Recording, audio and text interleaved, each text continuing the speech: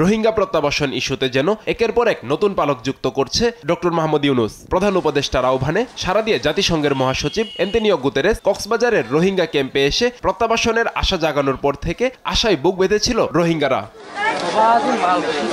সম্প্রতি ডক্টর মোহাম্মদ ইউনূসের বিমস্টেক সম্মেলন থেকে এলো দারুণ খবর। বাংলাদেশে আশ্রয় নেওয়া রোহিঙ্গাদের মধ্য থেকে 1,80,000 রোহিঙ্গার প্রত্যাবাসনে রাজি হয়েছে মিয়ানমার। আরও 70,000 রোহিঙ্গার চূড়ান্ত যাচাই বাছাইয়ের কাজ চলছে।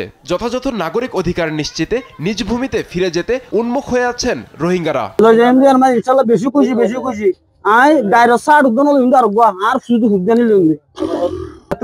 লাগে খুশি লাগে হলে আর 8 বছর বাদ আর যাবে হদিয়া না তো খুশি যা আয় রাতে গুনজানে পারি তো হারে বুঝাইম হারে হইম বিয়া দেশ করি খুশি আর 28 নসার কেম্প মাঝে আর রাইল লয়রা আর যখন সুরতে ওনারা দুনিয়ারে জানাইরে যখন সুরতে আর বর্মা সরকারের দিবা বলে আশা করি। তবে মিয়ানমার সেনাদের চালানো নির্যাতনের বিভীষিকা এখনো চোখে মুখে ভাসে রোহিঙ্গাদের, আর তাই নিরাপদ জোনে তাদের প্রত্যাবাসন চান রোহিঙ্গা নেতারা।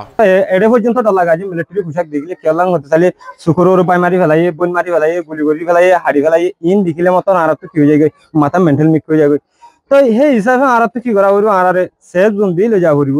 রোহিঙ্গা সতে সৎ আর কান খেলা রোহিঙ্গা দেশ হইলে আর কান রোহিঙ্গা দেশ সারানো রোহিঙ্গা তুলে বেকুন না আর কান জেবইলা কিন্তু আগে যে নিল্লা খাড়ি মারি নিয়ালে বাংলাদেশ মাহফুজা তুলে দিবে যে হেন্ডিল্লা আইন্দা আনবরণ যাবেলা বলি রোহিঙ্গা দুনিয়ারে আরজ করছে। আলহামদুলিল্লাহ ডক্টর ইউনূস জুবানুদ্দিন ফোনা গিয়ে দেখিয়ে হইলে রোহিঙ্গা কার কান মাঝে সেফ জুমা উড়ব আর টুপি দি আর আলটিমেট সলিউশন উড়ব ইয়ান ফোনে আর দিল আনন্দ গিয়ে গই।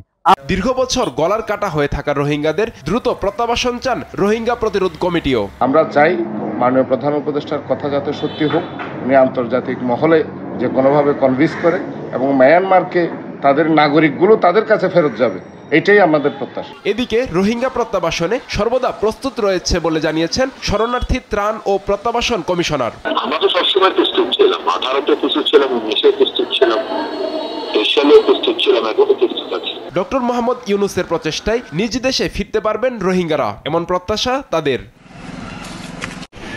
নিউজ ডেস্ক, দেশ টিভি।